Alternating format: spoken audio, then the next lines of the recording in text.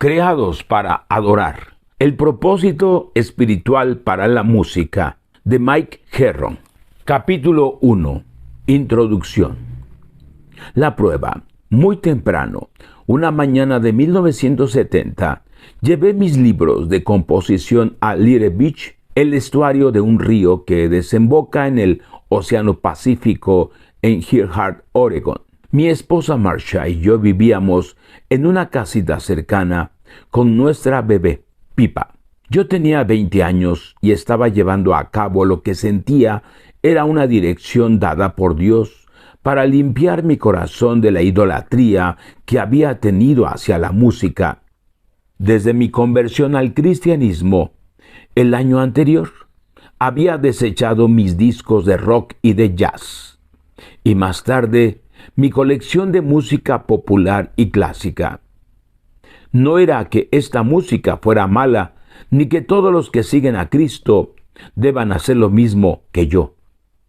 Era el trato personal de Dios con mi vida, en mi vida, a causa de mi intenso amor y devoción hacia la música. Ya estaba a punto de completar lo que había sentido que Dios me estaba dirigiendo a hacer. A tirar mis libretas de composición al río y ponerlo a Él como lo primero en mi vida. Esto no era algo fácil para mí, ya que durante 10 años me había dedicado completamente a la música. Estaba a punto de desechar mis composiciones originales, mis posesiones más valiosas sobre la tierra. Mi mente estaba concentrada en la historia de Abraham cuando estaba sacrificando a su hijo Isaac. Génesis 22:1 dice que probó Dios a Abraham y yo me sentía seguro de que una vez que Dios viera mi obediencia, Él de alguna manera intervendría en el inminente sacrificio. Oré a corazón abierto en el río. Sabía que la música era lo primero en mi vida y que este sacrificio era absolutamente necesario para que Jesucristo tuviera la preeminencia en todas las cosas. Era culpable de adorar la creación, era culpable de adorar la música por encima del Creador. Para mí, la música no era el vehículo de la adoración, era un fin en sí misma. Y lo que estaba haciendo demostraría mi consagración y sinceridad para seguir a Jesucristo. Había invertido muchos días pensando en y orando por mi lucha entre la música y Dios. Mi conclusión no era una decisión apresurada. Oré otra vez, esperando que Dios de alguna manera me quitara la convicción. Incluso sostuve mis obras musicales varias veces sobre el río, esperando que Dios me impidiera hacer este sacrificio. Pero no llegó la voz, ni cambió el impulso interno de urgencia. Lancé las libretas al río. Luego tomé una vara larga y las empujé hacia la corriente, lenta y suave. Y le dije adiós para siempre a mis fantasías de ser un músico famoso. Me alejé sintiéndome vacío, incluso un poco molesto de que Dios me hubiera despojado de todo. Recuerdo que pensé, todo lo que me queda es Dios. Veamos un suceso milagroso. No le conté a nadie de la lucha interna que había experimentado ese día. Mis débiles sentimientos de satisfacción por haber hecho lo que creí que era la voluntad de Dios fueron tragados por un sentir de pérdida profunda y duelo por un poco de hermosa música que estaba descansando en el fondo de ese río.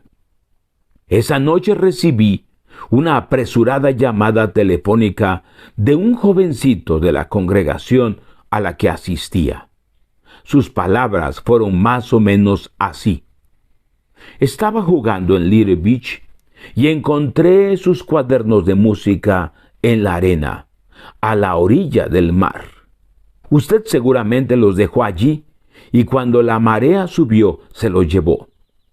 En un momento voy para entregárselos. Clic.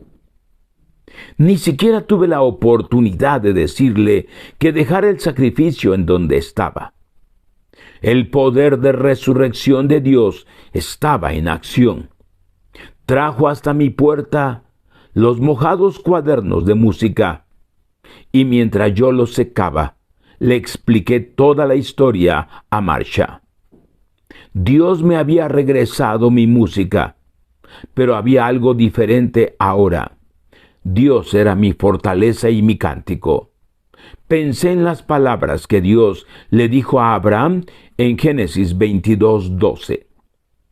Ya conozco que temes a Dios, por cuanto no me rehusaste tu hijo, tu único.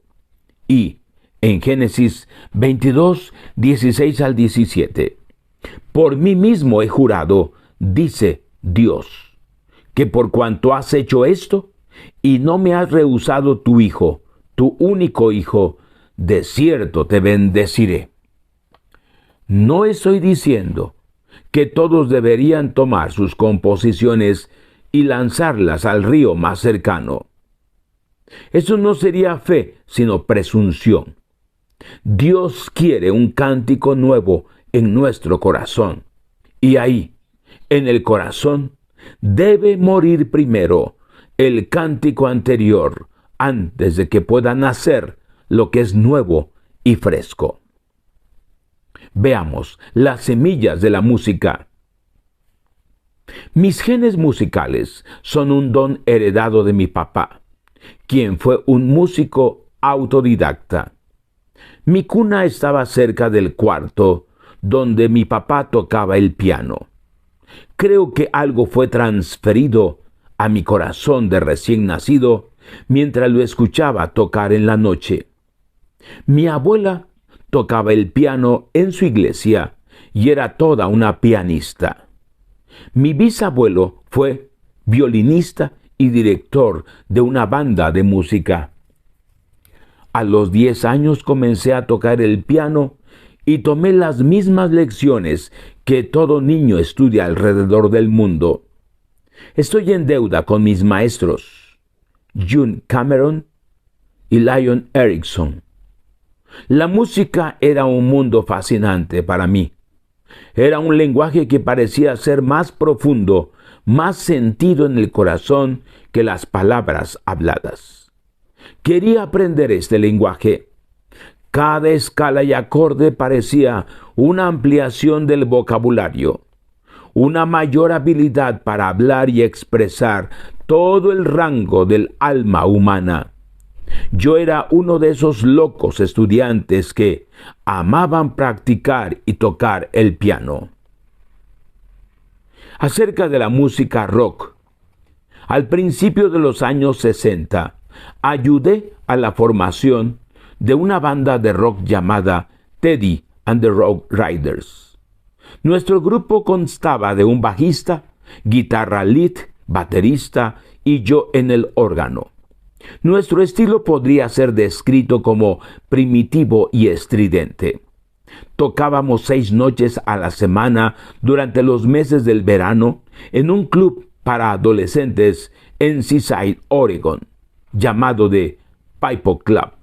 Noche tras noche acribillábamos a los que asistían, todos menores de 21, con canciones de alta intensidad en decibeles.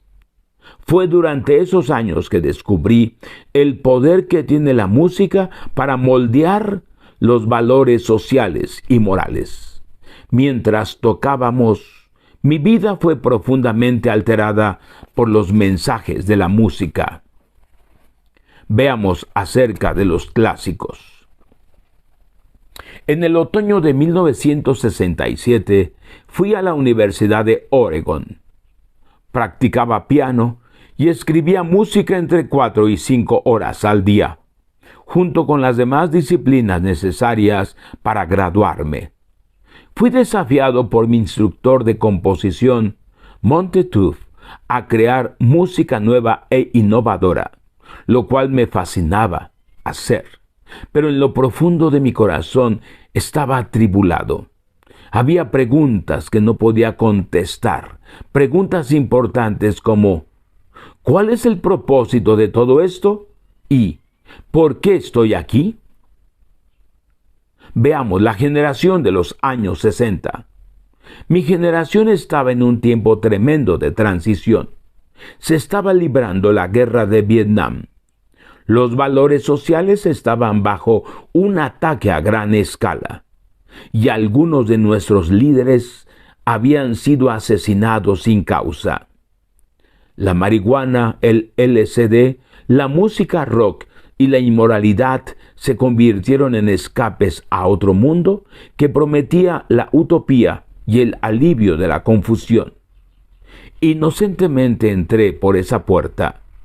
Experimenté con las drogas. Desarrollé un menosprecio por la autoridad y saturé mi mente con música de esa época. Veamos, aquí hay un muchacho que quiere ser salvo. Mi vida cambió para siempre durante una reunión de jóvenes en una iglesia afroamericana llamada Maranatha en Portland, Oregón.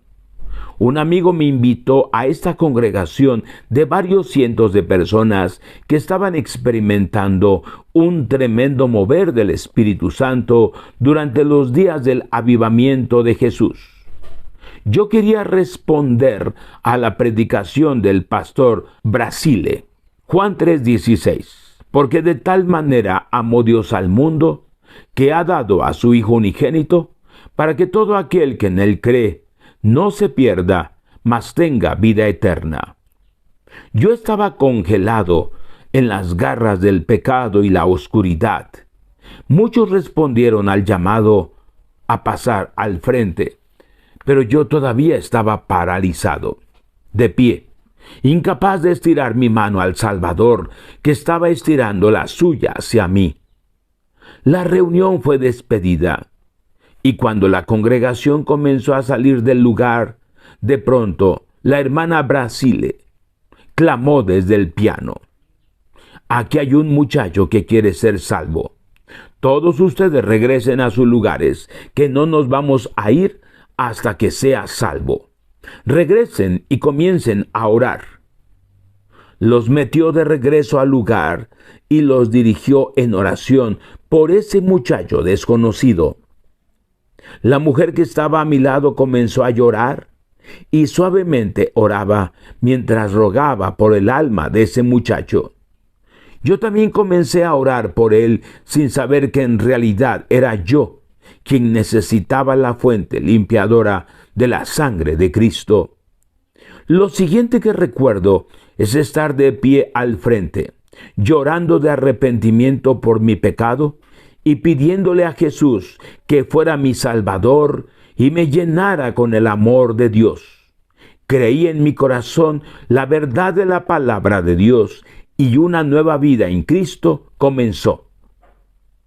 Conociendo su unción. En 1971 comencé a asistir al Instituto Bíblico Portland Bible College y a la iglesia Bible Temple. Durante mis días en el Instituto Bíblico, fui parte de un grupo musical llamado The Dayspring. Viajábamos de iglesia en iglesia, tocábamos en cafés, reuniones de adolescentes, congresos, campamentos, reuniones en el campo y en los santuarios de todas las denominaciones.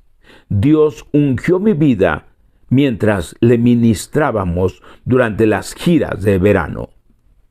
En 1974 me uní al personal de Bible Temple como músico en la iglesia bajo el pastorado de Dick Iverson.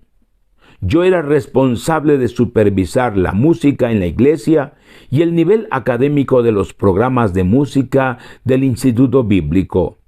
Estos fueron días de extremo gozo para mí. Dirigir la adoración, fluir en las canciones proféticas, enseñar la Biblia y principios de música.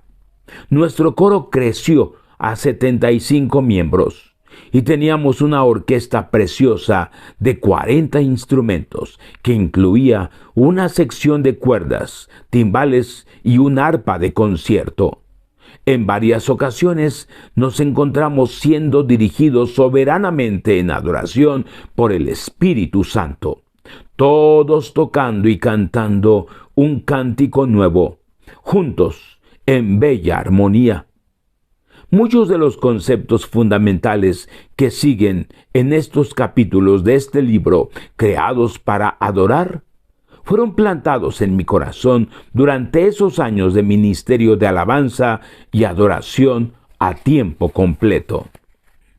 Fundar una iglesia. En 1983, Marsha y yo fundamos una nueva iglesia en Salem, Oregon, llamada Willamette Christian Fellowship.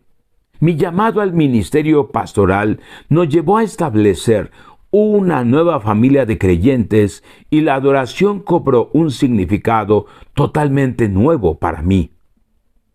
Ya no era un especialista concentrado en la música y la adoración. Era un practicante general, responsable de llevar a un cuerpo de creyentes a la madurez en todas las facetas de sus vidas. Las teorías que había tenido acerca de la alabanza y la adoración estaban ahora sobre el yunque de la experiencia. Creo que mi perspectiva como pastor ha hecho que mi visión de la hermosura de una iglesia que adora sea completada. A las naciones. En enero de 1995, entregamos la congregación a nuestros pastores asociados, Don y Ann Finley, para proseguir un llamado de llevar su palabra y adoración a las naciones. El Salmo 86 se convirtió en la inspiración para nuestra nueva visión. Todas las naciones que hiciste vendrán y adorarán delante de ti, Señor, y glorificarán tu nombre. Salmos 86:9. Dios está invitando a gente de cada nación, tribu y lengua a una relación personal de adoración con Él. Creó la música y nos creó para vivir en un lazo de adoración a Él, Padre, Hijo y Espíritu Santo.